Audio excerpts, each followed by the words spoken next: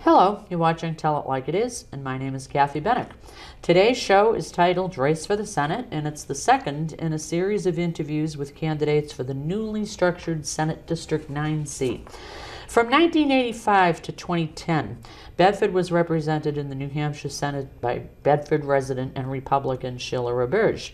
And after her retirement, another Bedford resident and Republican was elected to succeed her, and that's our current Senator, Ray White.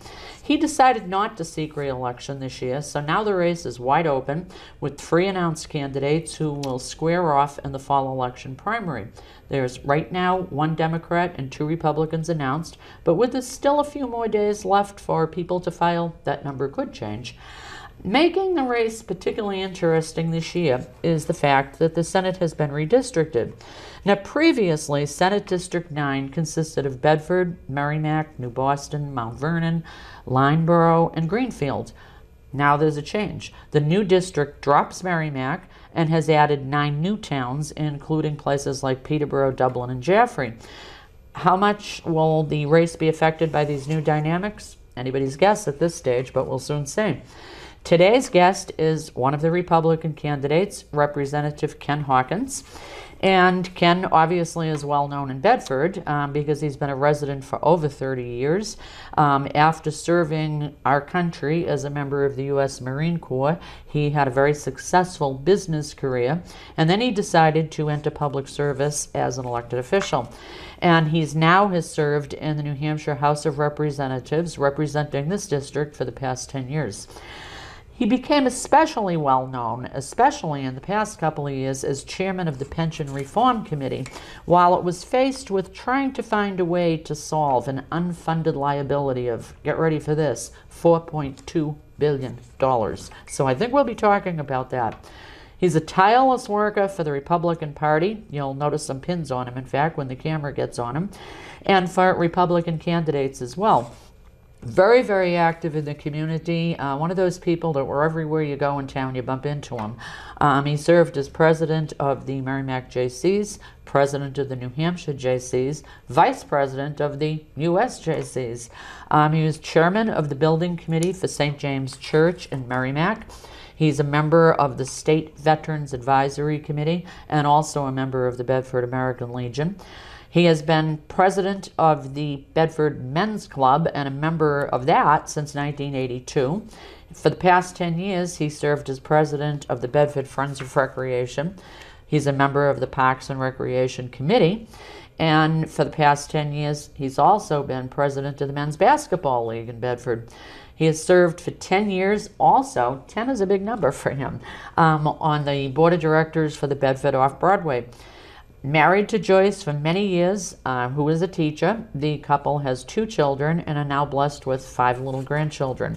So, with no further ado, I'll thank Ken for being here and say, hey, welcome. Thank you. I should also mention to everybody that Ken also has a long history here at BCTV, so I'm sure he's going to teach me a few things today because he has done many, many interviews. So it's good to have you. Thank you. How does it feel to be on the other side? It's about normal. Yeah? I do these often. You roll right through this stuff, Yeah, right? Well, you know, when I was looking over your campaign literature, and one of the things that you really emphasized is that you created and worked to create a viable pension system that also provides relief to taxpayers for the rates that the cities and towns are forced to pay. Tell us a little about that, because that certainly was a hot-button issue. It has been for 10 years, and it's taken us 10 years to get enough reforms through. Right now, as you said, we got a $4.2 billion unfunded liability that the cities and towns are paying off at 7.75% interest, because that's what the assumed rate of return is. The pension system is a defined benefit, so every week they take the money out of your paycheck and the employer pays a portion. For years, as a teacher, you were paying 5%. The town was paying 1.8%. So when you look at the monies in the system, about 16% comes from employees, about 16% from the employers. 70% comes from the investment returns. Okay. So when investment returns were great, they were doing great. So then they added things, medical subsidies, things like that. When the market goes down, the dot-com crisis, the banking crisis, those are the reasons that we are stuck with the $4.2 billion. It used to be they would take anything over, we assumed a rate of return back then of 9.5%. Anything over 9.5% went into what they call a special account to pay for other post-employment benefits, COLAs, et cetera. $900 million went into that account. When you have the bad year, nothing comes back. Okay. That's the reason we got in the hole we're in. We've tried from the House side to go to a defined contribution system. We can't get the Senate to approve. We had a committee of conference yesterday. Now, for people who don't know what a defined system defined is, contribution is like a 401k. Okay. All right. You put your money in, the employer puts their money in, you decide how it's invested, and you own your money. All right. So it's we've done a lot of progress, but there's more work needs to be done. I mean, we've got to get away from the defined benefit to the 401k. Everybody else in the world is doing it. Private industry, every other state's getting into it. So that's what needs to be done. Now, how have public employees responded to this? They're not impressed. Not impressed? No.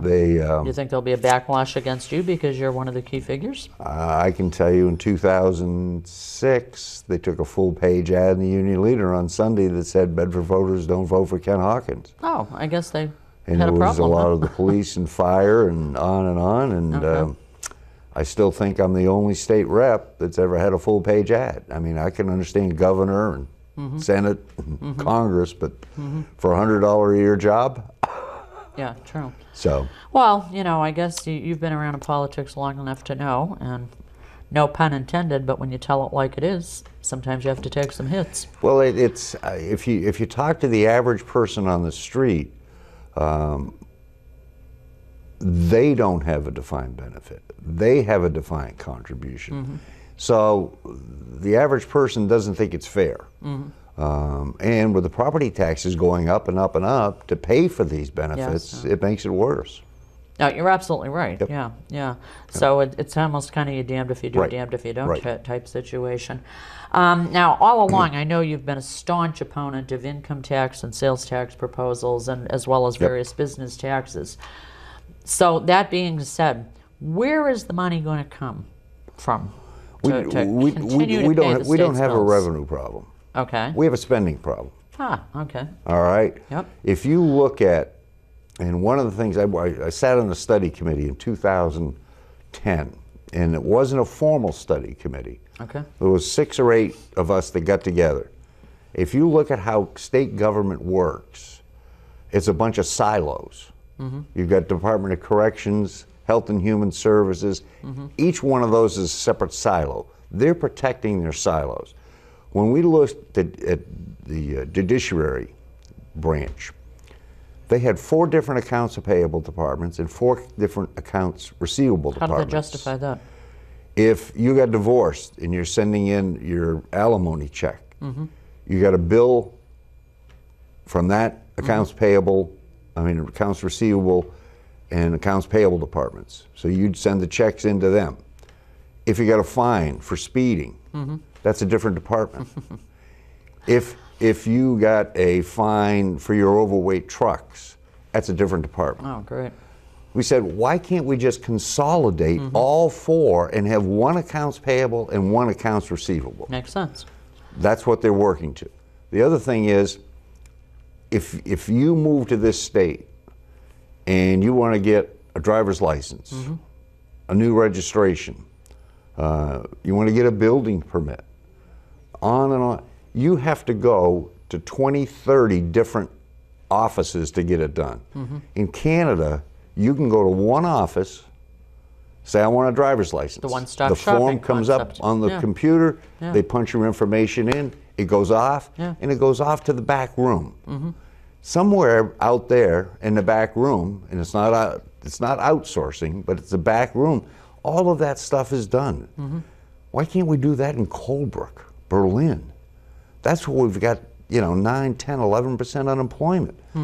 Those are the things that we're talking about when I say we don't have a revenue problem, we got a spending problem. If you consolidate a bunch of these, you can save a lot of money. Well, and I know that in your platform you do call for more streamlining and efficiency, and those are great examples. You've been around, a long time and heard all the different departments and such report to the legislature. Which one do you think is the one most in need of reform, with the most duplication and such? I mean, or is that something that anybody can even... I don't know that you can say there's one huge one. I think there's a lot of, I don't want to say little ones or medium ones, but when you look at the size of it, if you get 100,000 here and 100,000 there and 10,000 here and 50,000 there, pretty soon you're adding up to $100, $200 million in savings. So, I mean, that's the thing. I don't think you can go to one agency, HHS is the biggest one, and say, okay, we're going to cut your budget by $200 million, all right? That, to me, isn't the right way to do it. You look for the right savings. Part of the thing is doing the computer consolidations. Let's have a department, and Governor Benson did that. He set up OIT. Before that, every agency was going out and buying what they wanted. Right. So if you went to HHS, they might have Wayne computers. You go over to safety, they might have digital, DEC stuff. None of that stuff could talk back and forth to each other. So every time you tried to come down to do budgets and consolidate information, you couldn't do that. Now with OIT, before you can buy anything, you have to get their approval. They have a list of what you can buy for, WordPerfect. You pick the software, that type of stuff. The PCs that you can buy, laptops you can buy. So now they've set it up so that at least you can rationalize it. Now, along that line, there are all kinds of little different agencies. And for example, many years ago, I worked on a special project for 1 year for one of the agencies, which was the New Hampshire Highway Safety Agency, that is kind of its separate little kingdom, for lack of a better word. And there it is, yet we have this big, huge Department of Safety. Do we need agencies like that, or are they just superfluous things that were created through the years as political That's part of the things that, besides being chair of the pension committee, I'm vice chair of executive departments administration. We handle anybody that's licensed, registered, or certified. All right. We do all the performance audits that are done on all the different agencies. We do the charitable gaming. Plus, we do all the codes, the building codes, the fire codes, all of those things on that committee. So that's some of the stuff that we've looked at in the performance audits and said, okay, do we really need to continue to have some of these things that we have out there? And 2 years ago, I think we eliminated 60-something of these type boards in sub-agencies. 60-something? Yes. And yet, here we are, or at least I as a private citizen, haven't even noticed they're gone. Right. I mean, the world has not stopped. When I used to work in my prior life, at one point I was an assistant controller, and we'd get all these reports, and I'd distribute them out to the different. And after a while, I said, this is kind of stupid. I'm distributing, hundreds and hundreds of pages a week. So one week, I didn't give a department a report. Did anybody notice? Nobody said anything. I skipped it again the next week. It went on 3 months. 3 months. And I went to the department head and I said, you gotta love it. what did you ever do with those reports I gave you? He said, oh, we do this and this. I said, you haven't had it in 3 months. You haven't? Oh, that's how you start to address it. You've got to stop it and see if anybody says anything. True. So. True. Well, I like your way of thinking on that. Yeah, well, no, I mean, to me, it's just common sense. And I think that's, to a lot of people, Concord, whatever else, it does, I don't want to say they don't have the common sense. They don't use the common sense. Right. I don't know. I hate to say people are worried about getting reelected, on and on. I've never worried about that. My credo is, You tell it like it is. I'm going to tell you the truth because I can't remember which lie I told you down the road.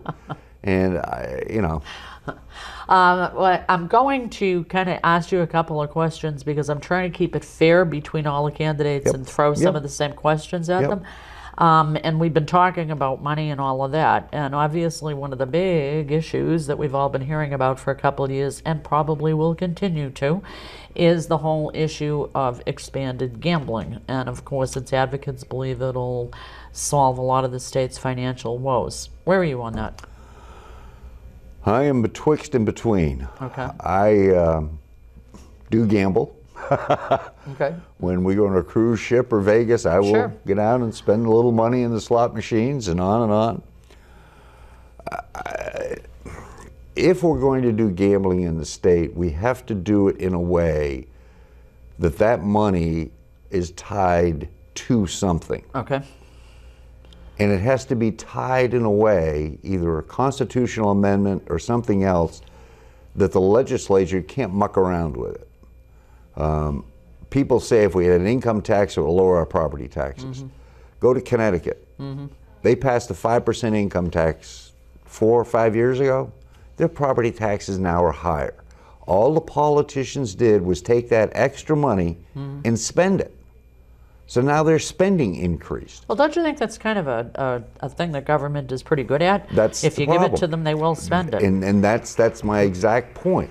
Is that way, if we don't do something with expanded gambling and put it in the Constitution, that money can only be used for education or this or that. It can't go in the general fund. Then that's a way to start. Okay.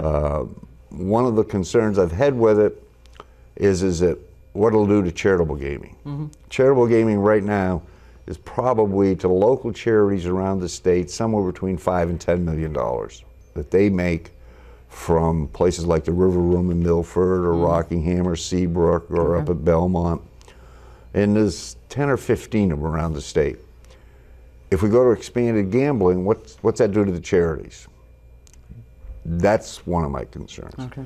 The other is they want to put all of the regulation to the Lottery Commission. When I first got elected and we started looking at the charitable gaming was under the Attorney General's Charitable Trust Division and Lottery. Nobody knew what was going on because no one was going to inspect them. Lottery is a promotion agency. They're not an enforcement agency. So we took it away you're from right. That's a good point. We took it away from them and we gave them to Parimutuel because Parimutuel had the people out on the road. So now it's the Charitable Gaming Parimutuel Commission. And since we've done that, we've tightened it up and I think it's run very, very well. But to put this under lottery, that's a promotion agency, yeah, they'll go out and promote it. I'm concerned about the regulation. So that's why I say I'm betwixt and between. Well, it's certainly an issue that has a lot of side issues to it. Yep. And I don't think it's black or white. I no. think there's a whole lot of gray matter in there. Yep. Now, this one I know you'd be totally familiar with. As you know, there is a 10-year highway plan. Yes. And as you also know, it has a huge funding deficit, a lot of dependence on federal money that may or may not come in. How do you think that's going to be solved? Are we looking at more taxes? Are we looking at more gas taxes, tolls? What? You hate to talk about taxes. Yes. I've always run on no new taxes, no new fees, no mandates. Those are the things that I hate. The problem that you have right now is because the cars are getting better mileage, everybody's going to the electrics and on and on, Revenues the gas tax revenues are falling.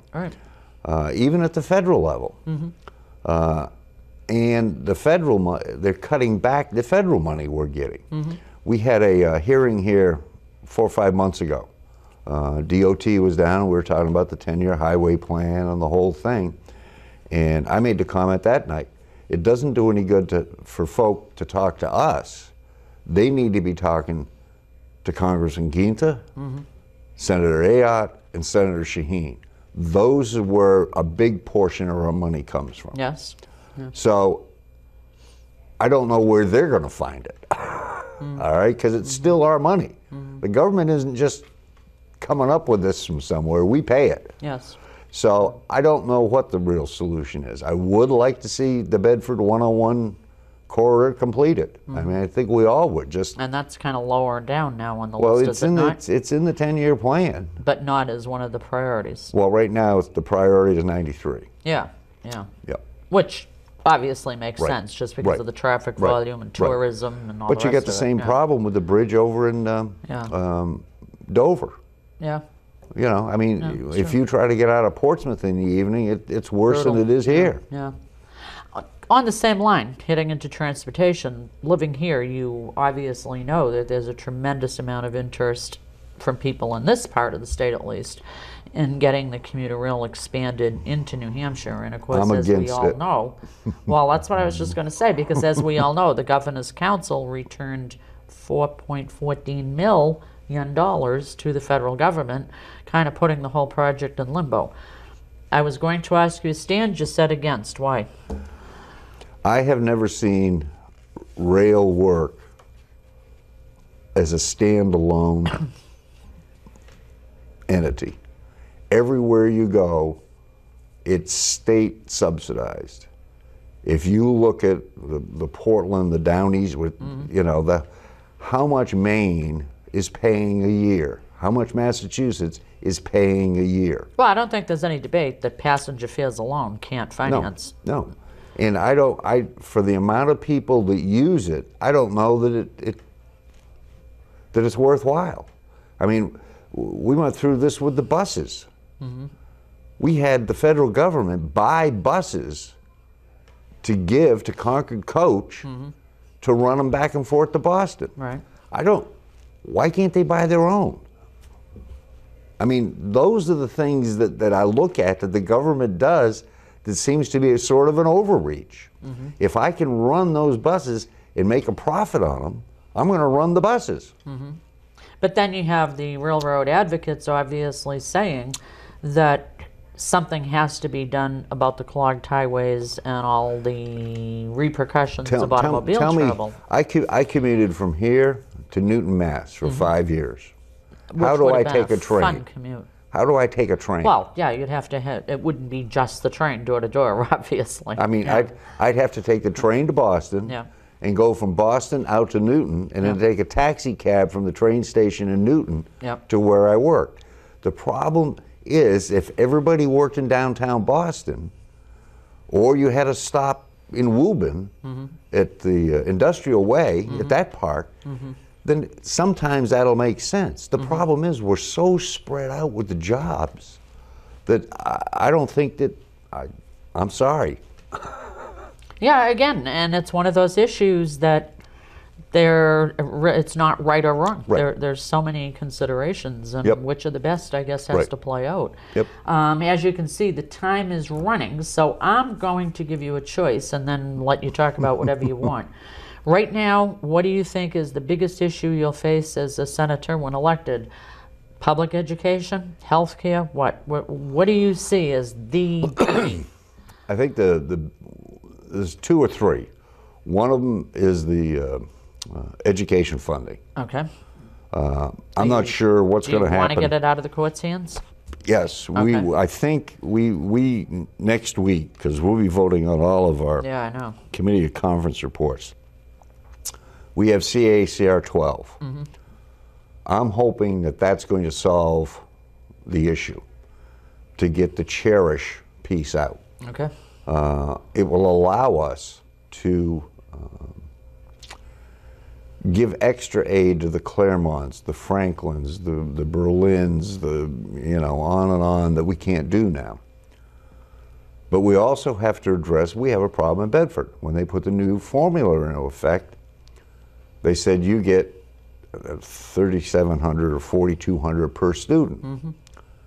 You multiply the number of students times that amount of money. We're supposed to be getting $5 million more than we do. Because what they said was, well, if you go up, you can't go up by more than 5%. All right? So we're getting penalized. And that's one of the things that we need to work on to straighten out. Okay. The other things, to me, one of the other biggest things is the pensions. We also have the problem at Health and Human Services with the developmentally disabled. Right. We have, there's a number of those things. But to me, education funding and pensions are two of the biggest. We've got to figure out a way to lower the BET and the BPT. We've got to be able to attract businesses to this state. We've got to figure out a way to get some of those health costs under control. Health insurance obviously continues to be an issue. But most of that, to me, still comes from mandates. I mean, they passed a bill 2 years ago. So then it's safe to say you're not for Obamacare, correct? Oh, no. But they passed 2 years ago up at the State House, the bariatric surgery. Yeah. I mean, why? Yeah. For the 10 people in the state that get it, and we're all paying for it in our policies. Right. Those are the mandates that I hate. Right. Yeah, no, you're absolutely right. And again, a huge issue that won't be solved overnight. Well, as you can see, the clock is winding down, so what I'm going to do is say to you, okay, Ken, talk about whatever you want, look at the camera, tell voters why Ken. Why should they cast that vote for you and make you our next senator? All right. Thank you very much, Kathy. I appreciate the time. I guess the reason I want to go back to Concord as state senator is to finish the things we've started to do as a state rep. I've lived here for 34, 35 years. I think Bedford's a fantastic community. I think the whole state of New Hampshire is a fantastic state. I was born in Plymouth, so I'm a real native. I'm not coming in from out of state. I would like to be able to have my grandchildren grow up with the same things that we had growing up. Good school systems, good police departments, good fire departments. We have to get some things under control at the state level if we're going to continue to do that. And I think I'm the right person. And I would like to ask anyone that's watching to please vote for me. Go to my website. If you have any questions, call me. My name's in the phone book. I chat with a lot of people all the time, either at the dump or Harvest Market. Ken, we're running out. I want to thank you for being here. Please, everybody, take a look at Ken's new website, which is www.kenhawkinsforstatesenate.com. It will be on your screen. I thank you for coming. I thank you for watching. We will continue to tell it like it is. And until next time, bye-bye.